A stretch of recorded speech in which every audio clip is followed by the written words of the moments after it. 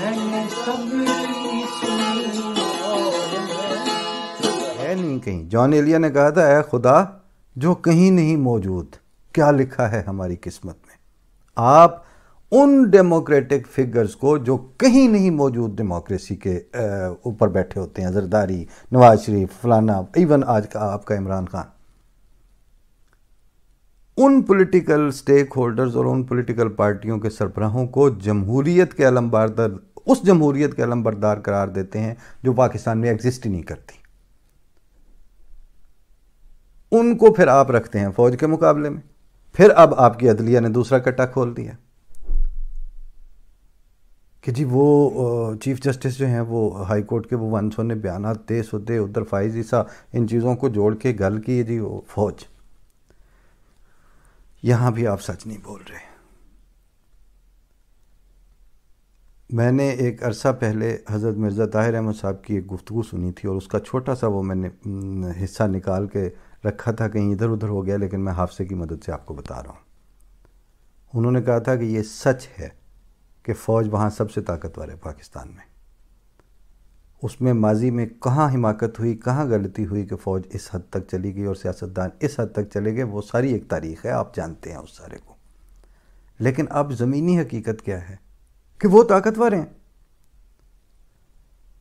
اب وہ طاقتور ہیں اور وہ بھی پاکستانی ہیں، وہ بھی پاکستانی شہری ہیں. آپ ان سے طاقت کس طرح گریب کرنا چاہتے ہیں کہ ان کے جس طرح پہلے پرویز مشرف کو پھانسی دینے لگے تھے آپ. جس وقت وہ جھنڈا چیچی والی سڑک پہ کھو کے لینا پڑا تھا آپ سے پرویز مشرف کو، وجہ کیا تھی کہ اگر آپ اس دن اس کو پھانسی دے دیتے جس طرح وہ ذلیل کرنا چاہ رہے تھے ایکس آرمی چیف اور ایکس صدر پاکستان کو، تو اس کے موریل کے پلے کیا بچتا. آپ کہتے ہیں جی انہوں نے ہمارا دیا ہے، ہم نے ان کا دینا. جنہوں نے آپ کا دیا ہے وہاں آپ کو پتہ ہے کہ وہاں کیا کیا چلتا رہا ہے. وہ محمود قصوری تو ابھی بھی جو قصوری جو اس کے مدعی کا بیٹا مرنے مقتول کا، وہ تو ابھی بھی میڈیا پہ موجود ہے. وہ کہہ رہا ہے کہ میرے ساتھ یہ اس سطح پہ زیڈ بھٹو نے اپنے ذاتی اختیارات کو کس طرح مس یوز کرتے ہوئے ہمارے ساتھ، اور وہ ایک کے ساتھ نہیں بہت ساروں کے ساتھ ہوا ہے. لیکن آپ کے اوپر یہ سارے دورانیے گزرتے رہے. آپ نے پبلک کو سچ بولنا ضروری نہیں سمجھا، آپ نے پبلک کو گدھا ہی سمجھا، ہمیشہ گدھا سمجھا. اب وہ پبلک میں سے ایک پورا طبقہ، کل کشور ناہید نے لکھا آرٹیکل، انہوں نے کیا کہ انہوں نے 6 سال میں آپ نے یہ جماعت قائم کی ہے طریق البیک، 6 سال میں انہوں نے جگہ جگہ اپنے وہ ہنگامے کرنے والے کھڑے کر لیے ہیں پیپل پارٹی. اور انہوں نے کہا مریم اور بلاول سے میں پوچھتی ہوں تم لوگوں نے کیا پروڈیوس کیا ہے اتنے عرصے میں. وہ ملک کو جام کرنے اور وہاں پہ فساد پھیلانے کے لیے اپنا 6 سال میں ہوم ورک کر چکے ہیں. آپ لوگوں نے کیا ہوم ورک کیا ہے پچھلے 30 40 سال میں؟ لہٰذا اے خدا جو کہیں نہیں موجود، اے جمہوریت جو کہیں نہیں موجود پاکستان میں، اس کی سربلندی اور اس کے جھنڈے کو بلند رکھنے کی خاطر اب آپ پنگا لے رہے ہیں فوج سے اور تھرو عدلیہ لے رہے ہیں. اب جب یہ دو چیزیں ٹکرائیں گی تو آپ کو ایک رتھ لیس قسم کا جو رسپانس آئے گا وہ کیا پلے چھوڑے گا آپ کے. لیکن ادھر سے ایک غیر حقیقی ایکٹیویزم، ایسی جمہوریت کے لیے ایکٹیویزم تھرو عدلیہ جو جمہوریت دراصل ایگزسٹ ہی نہیں کر رہی وہاں پہ،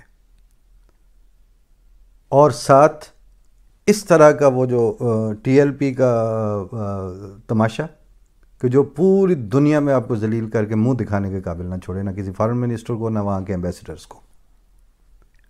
اس سارے کی جب اس کو آپ سم ٹوٹل کریں، اوپر سے آپ کرونا کے کرائسس اور اکنامک کرائسس اور آپ کی مس مینجمنٹ اور آپ کے ایکڈیمیکل پٹ فالز اور پھر آپ کے سلیبس اور آپ کی ایجوکیشن کا بدترین صورت حالات، اتنا سارا کچھ لے کے تو پورے عالم اسلام میں اتنی مصیبتوں سے کی آماج گاہ جو ملک ہے وہ اکیلا اس وقت چلا ہے دفاع کرنے.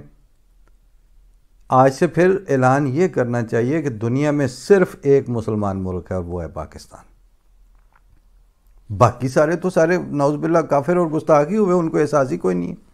کیونکہ اگر احساس اس کو کہتے ہیں جس کا مظاہرہ آپ نے کیا، جس کا نتیجہ آپ کو یورپین پارلیمنٹ کی قرارداد کی صورت میں ملا.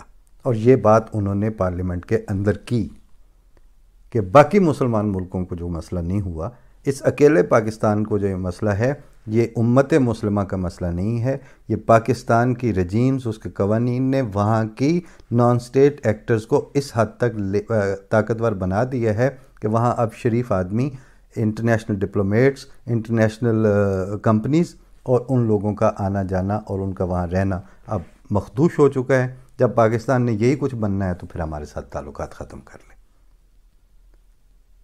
سچائی کے ساتھ اب آپ کو ریویو کرنا پڑے گا، ورنہ وہ احسان دانش کی جو میں نظم بات کی ہے وہ اس زمانے میں چھپی تھی اور بین ہو گئی تھی. کس لیے بین ہوئی تھی؟ اس نے کہا تھا کہ برہمن مندر میں ٹکڑے، شیخ مسجد میں حلال، خون کی ہولی ہے زوروں پر برستا ہے گلال، اور ٹکڑا ٹکڑا مالک اخبار کیمے کی طرح. یہ جو میڈیا آپ کو اس وقت آدھا ادھر ہو جاتا ہے آدھا ادھر ہو جاتا ہے. ٹکڑا ٹکڑا مالک اخبار کیمے کی طرح، اور جا بجا مقتول ایڈیٹر زمیمے کی طرح.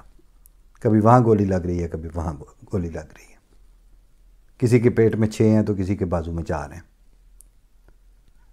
جا بجا مقتول ایڈیٹر زمیمے کی طرح، انقلابی سرخ پرچم اڑ رہے ہیں دہر میں، اور لیڈروں کے سر لیے پھرتے ہیں کتے شہر میں. یہاں تک اب آپ آ گئے ہیں. احسان دانش کی جو بین نظم تھی نا، وہ آج آپ کا مرثیہ اور نوحہ بن چکی ہے. اب بھی سچ کی طرف ہی واپس جائیں گے، جھوٹ کے ساتھ اب آپ کے پاس کوئی آپشن نہیں بچا. وہ فوج جو اس وقت پاکستان کا طاقتور ترین ادارہ ہے، اور وہ جو میں نے سنی تھی گفتگو امام جماعت احمدیہ مرزا طاہر احمد صاحب کی، انہوں نے کہا تھا کہ ایک نوزائیدہ بچے کا جو باپ ہے وہ اس سے ہزاروں گنا زیادہ طاقتور ہوتا ہے. لیکن کیا اس نے کبھی اس 6 مہینے کے بچے کو اٹھا کے دیوار پہ پٹک کے اس کی تو سر پاش پاش وہ کر دے؟ لیکن ایسا کرتا ہے وہ؟ کیوں نہیں کرتا؟ اس کو پتہ ہے یہ میری اولاد ہے، یہ میرا بچہ ہے، کمزور ہے لیکن میرا ہے. پاکستان کے ادارے کمزور ہیں، لیکن یہ پاکستان کی فوج کے اپنے ادارے ہیں، اسی ملک کے ادارے ہیں. اس وقت تک جب تک آپ دیانتدار پولیٹیشنز اور دیانتدار عدلیہ اور انصاف اور عدل کا بول بالا رکھنے والے، خدا تعالیٰ نے تو آپ کو سیدھا سیدھا کہا تھا کہ وَإِذَا حَكَمْتُمْ بَيْنَ النَّاسِ، جب تمہیں انسانوں کے درمیان حکومت کرنے کے موقع ملے تو عدل کے ساتھ کرنا، شریعت کے ساتھ مت کرنا. آپ ایک سوال تو اس ملا سے اٹھائیں کہ جو تم شریعت پاکستان میں نافذ کروانے لگے ہو ہم سے اور ہمارے رستے بند کر دیتے ہو، قرآن شریف نے تو کہا ہے جب حکومت کرو تو وہ عدل کے ساتھ کرو، تم کہتے ہو شریعت کے ساتھ کرو. اور پھر کس کی شریعت کے ساتھ کریں؟ ایک شریعت لے کے آ جاؤ تو ہم اس کے ساتھ کر بھی دیں. شیعہ شریعت پہ کریں یا ہم مطلب سنی پہ کریں، وہابی کے کریں، دیوبندی پہ کریں، کس کی شریعت پہ عمل کریں؟ کرسچنز بھی رہتے ہیں، ہندو بھی رہتے ہیں. آپ اپنا اب مولوی اور آپ کو اپنا یہ لاڈلا جو ہے وہ اس کے ساتھ سیٹلمنٹ کرنی پڑے گی. اور دوسرے نمبر پر آپ کو سیاستدان کو یہ بتانا پڑے گا کہ دیانتداری کے ساتھ اوپر آ جاؤ، ہم سائڈ پہ ہو جاتے ہیں. لیکن مصیبت وہ ہے کہ جتنا کچھ زرداری نے بنا لیا ہے، جتنا کچھ نواز شریف نے بنا لیا ہے، اور جتنا کچھ اس کو جو اے ٹی ایم کارڈ جی اس پہ جہانگیر ترین کے حلال تھے، اس کے علیم کے حلال تھے پرائم منسٹر پہ. وہ میرا چھوٹا بھائی تھا، وہ اس نے بچپن میں گھر سے ادھر ادھر سے پیسے غائب کر کے تو کوئی چیز لے لینی، تو وہ کھیلتا بھی وہیں سین میں ہوتا تھا. تو دادا ہمارے کہتے ہیں او یار چاقو کتوں لے آئی؟ کہتے یہ تو میں نے لبیا. کتوں لبیا تینوں؟ وہ بابے ملے دی پولی تو لبیا. وہ دادا جی بڑے انداز عجیب ہی تھا ان کا. انہوں نے کہا ہوئے میری 85 سال عمر ہو گئی، اس پلی پر سے میں 85 سال سے گزر رہا ہوں، آج تک مجھے کچھ نہیں کبھی وہاں سے لبا. تمہیں ہر روز وہاں سے کوئی نہ کوئی چیز مل جاتی. ہمیں نہیں کوئی مطلب کسی جو اپنا جہازوں والے اور میل اونر اور اس طرح کے جو ہیں وہ ہمارے لیے تو نہیں کھولتے اپنے اے ٹی ایم. آپ کے لیے کیوں کھول دیے تھے اس نے؟ اب سروں کو بندے بننا پڑے گا، ورنہ پھر اب پڑ چکی ہے سر کے اوپر. اور خدا کے لیے اس کو فلانے کی لابی اور فلانے کی لابی کرنے کی بجائے یہ لابینگ جو ہے نا وہ آپ کی ٹی ایل پی نے کر کے دی ہے پاکستان نے.